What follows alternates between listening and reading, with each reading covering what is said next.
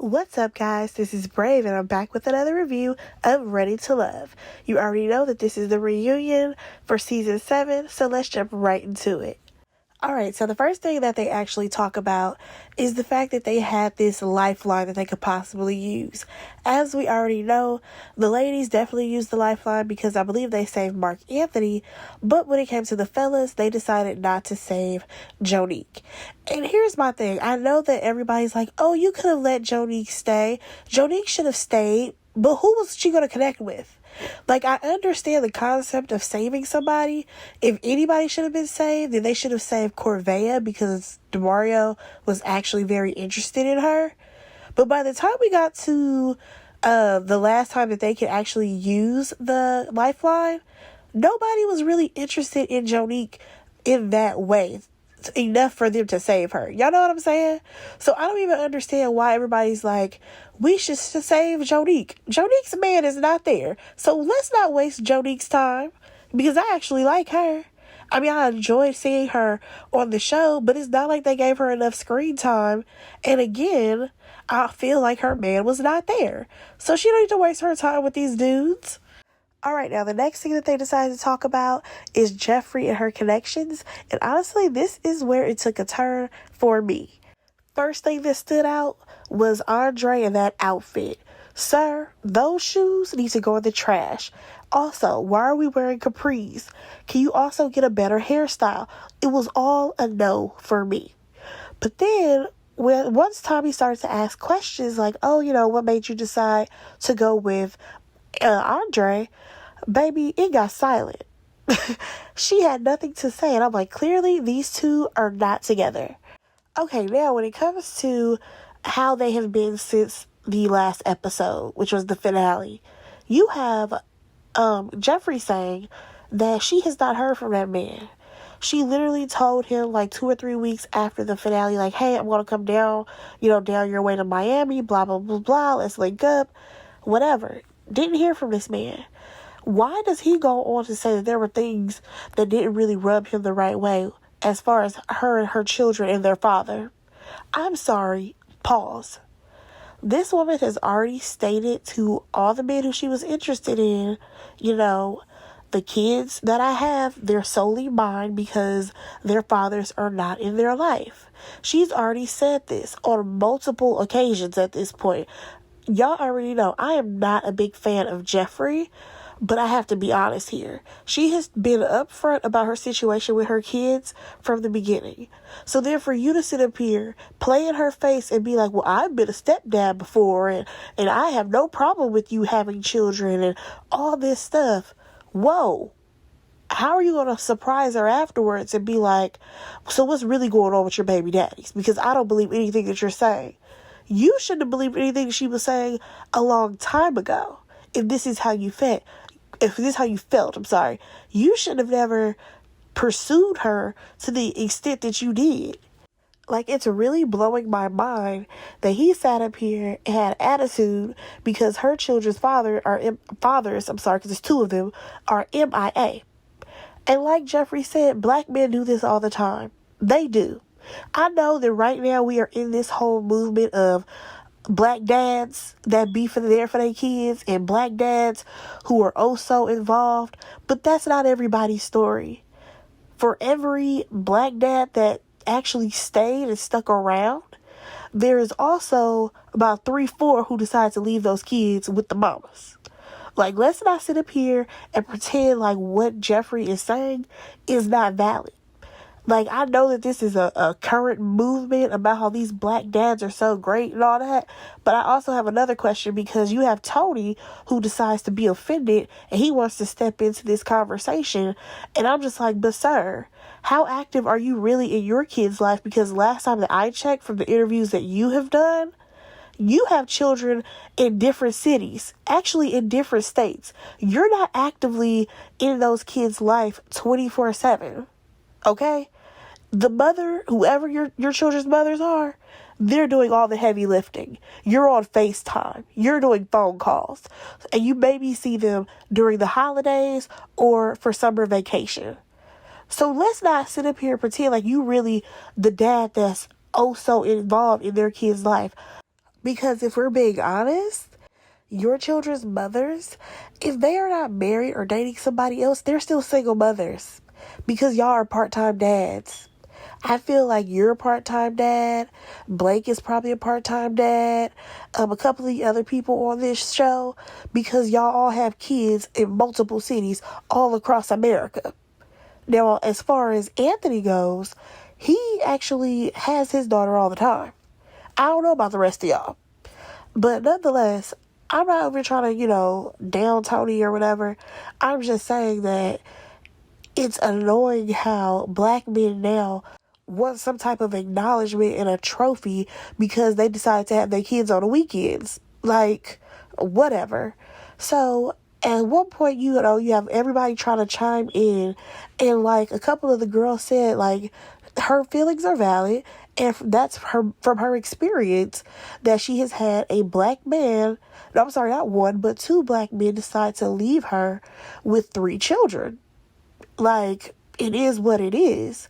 So then Tommy's like, okay, well, let's not say, black men. Let's just say some black men. Oh, because I'm sorry, that's going to be a hit to a black man's ego, right? We can't have the actual conversations. You know what? Let me just go ahead and move on. I absolutely understand where Jeffrey is coming from when she says that Andre was looking for a way out. I believe that. I think that Andre probably hit it and quit it, and that was pretty much that. So at one point, Tommy ends up asking Andre what's his perspective of what went down between him and Jeffrey. So he goes on to talk about how, she has these 2 baby daddies. And when I asked her, like, why aren't they in the kids' lives? Because the kids don't seem to, say that they don't want to see their dads or whatever. And my question is, number one, did you happen to ask her children, why don't y'all see y'all daddies? Were you, like, prying and digging into her children's business? Did you actually sit there and question her children about their fathers and their whereabouts? Because there's a lot of things that kids, they don't say, even though they're feeling it. Number 2, now, I don't know what the situation was with Jeffrey and her baby daddies because I have not watched any of her interviews. But let's say, for example, it was an abusive relationship or something. You damn right, I'm keeping my kids from you. Because if you can put your hands on me, I don't know what you'll do to my children. So, I'm just so confused as to why this man decided to pry and dig, trying to find out where are the baby daddies. I don't understand why the fathers aren't involved. Well, listen, they're not here. And then when he goes on to say that, she said all these things, but I'm not buying it. You're not buying it? At what point were you not buying it? Because you were buying it in a jacuzzi. You were buying it when you was over cooking her food at your house. Like, I'm trying to understand, when did all of this happen? Because she's had these conversations prior to you going this far with her. You know what? I feel like I've been talking about this for a little bit too long, but I'm sorry, but I just had to be on Jeffrey's side on this. I wanted to also point out the fact that her voice definitely dropped like 3 octaves because baby girl's not talking in the little baby voice. Oh my God, I need baby bites. I guess she don't need baby bites no more because baby girl is over here chomping, okay? She is chomping at Andre and she's not letting him get a word in. But let's go ahead and move on. All right, y'all. So now we got to talk about Miss Corvi. This is going to be her quick little segment. And basically, they want to talk about the fact that, of course, she mentioned that she wants to be spoiled. Now, y'all already know, going back to when I first started watching this, I was like, all right, Corvi is coming off a little bit gold diggerish to these men. Because at first, it seemed like she just wanted all the nice things, the jewelry, the cars, the flashiness. That's how she was coming across, right? And I feel like that is how a lot of the men received it. But as she is explaining things on this stage, I feel like she's making a lot more sense. Like how she was explaining how, when it comes to like spoiling her children, it's basically like a privilege to be able to do that. You know what I'm saying? And it is, because when you are a person who comes from nothing, you have to work hard, you have to struggle, and you finally make something of yourself and you're really making a nice amount of money, you feel accomplished when you can give your kids things and stuff like that. But again, that was for children. when she was on the show, she was saying, you know, she wants the guys to spoil her. And like Mark Anthony said, he's like, you know, spoiled, it sounds like something that's not earned.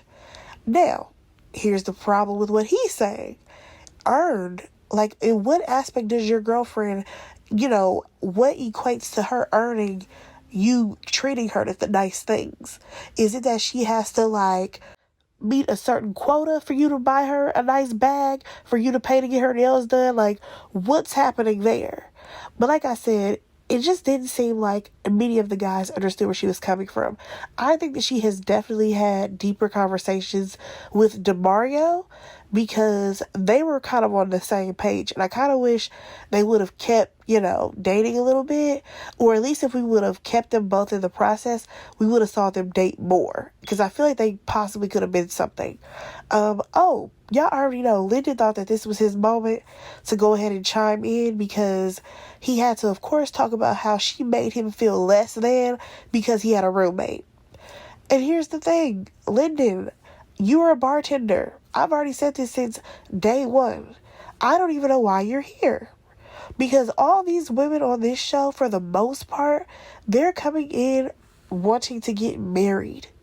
You are not even prepared to really date because you have a roommate, you're living in the nightlife. Like, you already have enough stacked against you.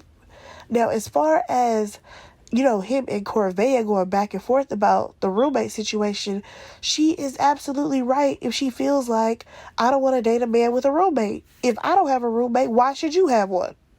And that's totally fine if that's not what she wants to date. My thing is this. You knew that Corvea wasn't for you. She wasn't your type of woman, and she wasn't even looking your way. So you know what? That means that you need to go ahead, lock your little feelings up about it, and move on to the next woman. Like, I don't even understand why he had to chime in on this segment, because at the end of the day, y'all didn't make a connection at all. But my bad, your little feelings was hurt because she made you feel less than because you still had a roommate. Bye, Lyndon. Oh, but not too soon, you guys, because now we have Lyndon's segment. Something I'm not really excited about because y'all already know I never liked Lyndon. Because at the beginning of the show, I feel like we learned nothing about him, and he just wasn't that guy. I feel like he lasted on this show way too long. But honestly, the only thing that we got out of this segment was the fact that Lyndon has a girlfriend. Good for him. Let's move on. So now we have a segment about Blue, and they run the tape of his, like, you know, whole time on the show. And he mentioned something about having a pet monkey. And now in the backstage area, why do we have Cynthia saying, yeah, I used to have a monkey too. His name was Chapman. And I'm just like, is that a Miami thing that people just have pet monkeys like this? Because I'm sorry, I'm in California and that is illegal. I believe it's illegal to have a pet monkey, okay? They decided that's illegal when Mike probably had bubbles, okay? But let's go ahead and move on. So they end up asking Jonique something about Blue and their connection, but then she lets the cat out of the bag that basically, once she got sent home, he basically hit her up on some, yeah, so now we can date, we can talk, you know, just me and you. But it's like, sir, you didn't even fight for me. And then he's like, no, I did fight for you so that they could use the lifeline. But then the guys in the back are like, no, he didn't. He was the main one saying she could go home. I'm like, wow. I feel like we're seeing the true colors of Blue, okay? Blue, we are seeing your true colors. And it's also interesting because at the end of the day, like I said, Jonique's person wasn't there. So, Blue, you mean to tell me that you were putting in some type of effort to actually date Jonique outside of the show? Because you weren't really giving anything, or at least that's not what the camera showed us. It seemed very take it or leave it. It didn't really matter. You started focusing on Jeffrey and Marcia. But you know what? Let's go ahead and slide on over to this whole surprise that they had for us. And that was that Blue has a girlfriend. And who is it? Kayla from last season. You know, the same Kayla who was a permanent number 2 to all the guys that she was interested in.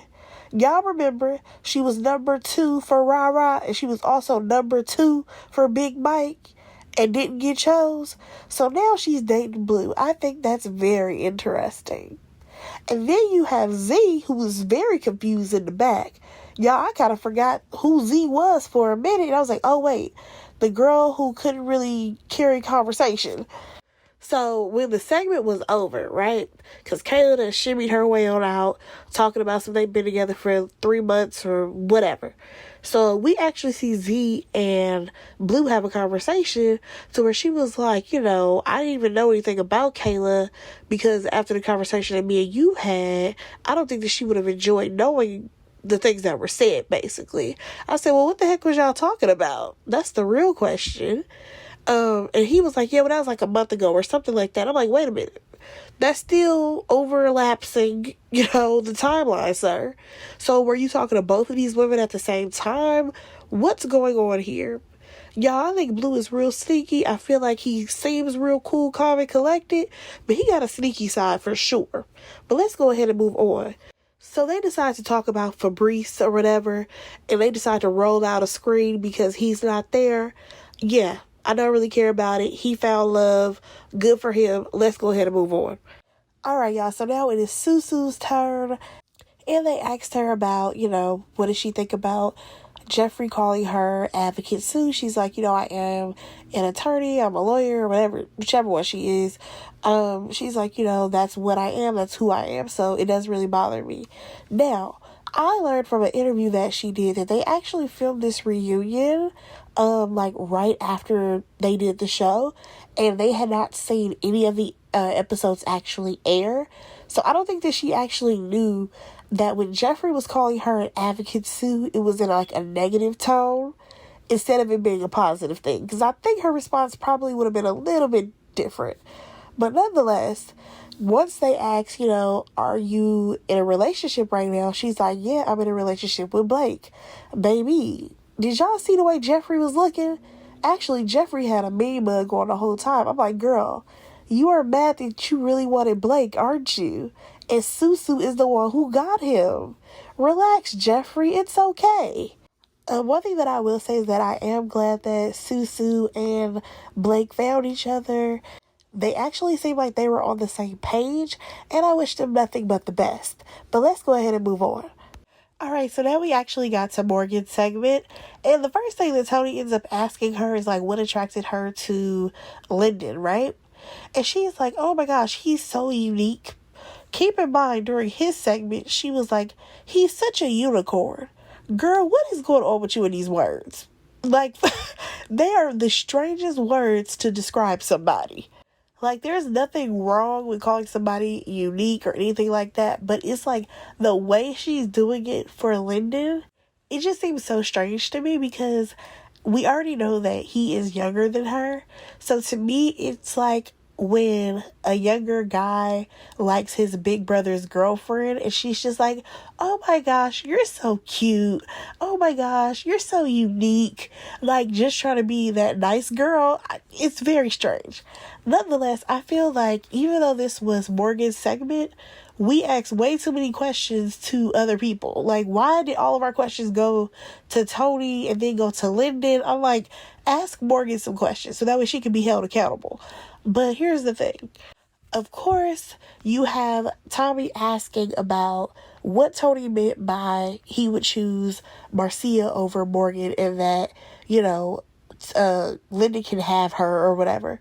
And he has said the same thing that he's been saying this whole time.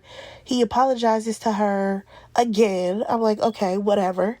Then we actually have Lyndon and Tony kind of hash out their issues and why did Lyndon actually say what he said. I'm like, okay, let's move on. So finally we talked to Morgan about why she decided to, stick around with liking Tony over Lyndon. According to her, Lyndon is not there yet because he's still young.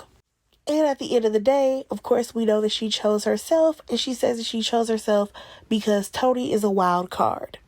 So then we quickly learn, you guys, that they continued to date outside of the process. Even though she had just turned him down, they continued to date. Okay, so you already know, this right here is toxic on a level 1,000. Now, this is where things got a little confusing for me because, according to Morgan, her words, not mine, they dated after the process was over. But then you have Tony saying, they didn't go out on dates. They didn't do like him sending her flowers or anything like that. He was too busy getting wrapped up in his regular life, aka sorting out life outside of having the cameras in his face anymore. So they never even got to that part. So I'm like, so were y'all just hooking up with each other on random Monday through Fridays or something? Like, I don't understand, because either you're dating and going out on dates and all that, or you just laying up in the bed with somebody and then they go home in the morning. Please make that make sense. So then, before Tony can even finish what he's saying, of course you have Morgan jumping down his throat, cutting him off. At this point, baby girl's going off a little bit. She tells him that he had a diamond in his hand and he fumbled it.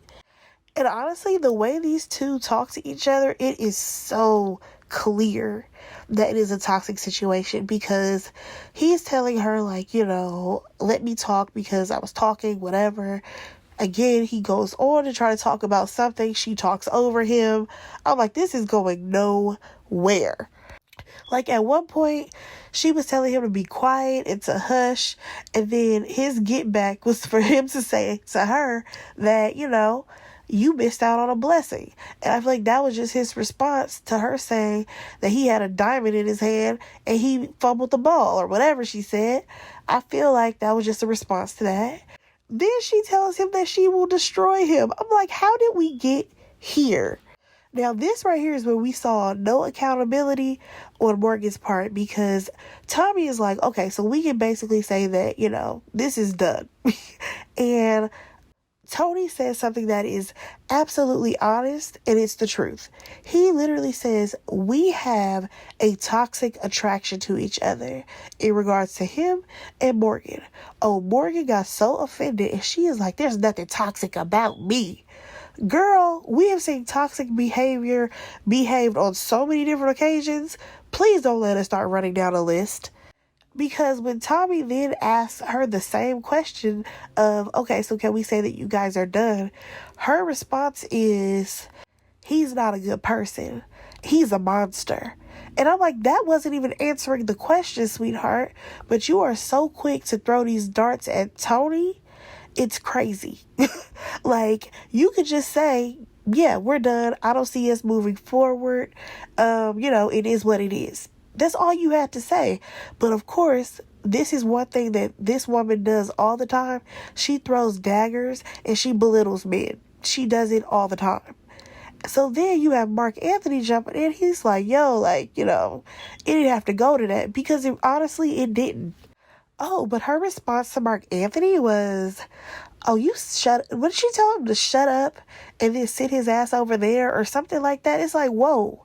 Now, why are you coming at Mark Anthony like this? Like, I'm sorry. Morgan is a very negative, nasty, toxic person, and it has to be said. So then she goes on to question everybody at the couch. Like, oh, do you think I would just say that up here frivolously? Yes, because we've seen the way you've talked to him before. We've also seen the way that you talked to Blake when you called him a cancer. So yeah, I do think that you would absolutely call someone anything as long as it takes the heat off of your back.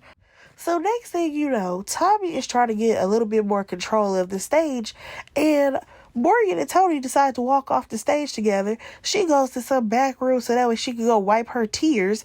And Tony's like, well, I need to talk to her, whatever. And she slams the door and is like, well, I needed to talk to you 6 weeks ago or something like that. And that is where the episode ended. Y'all, this is a hot mess. Honestly, we didn't get much out of this reunion, and hopefully the next episode is better. Let me know what y'all thought about it. Are y'all on Morgan's side in this, or do y'all feel like Tony may have dodged a bullet? Do y'all believe Jeffrey or Andre? And overall, what y'all thought about the episode? Go ahead and like, comment, and subscribe to my channel, and I will talk to y'all in the next one. Bye, guys.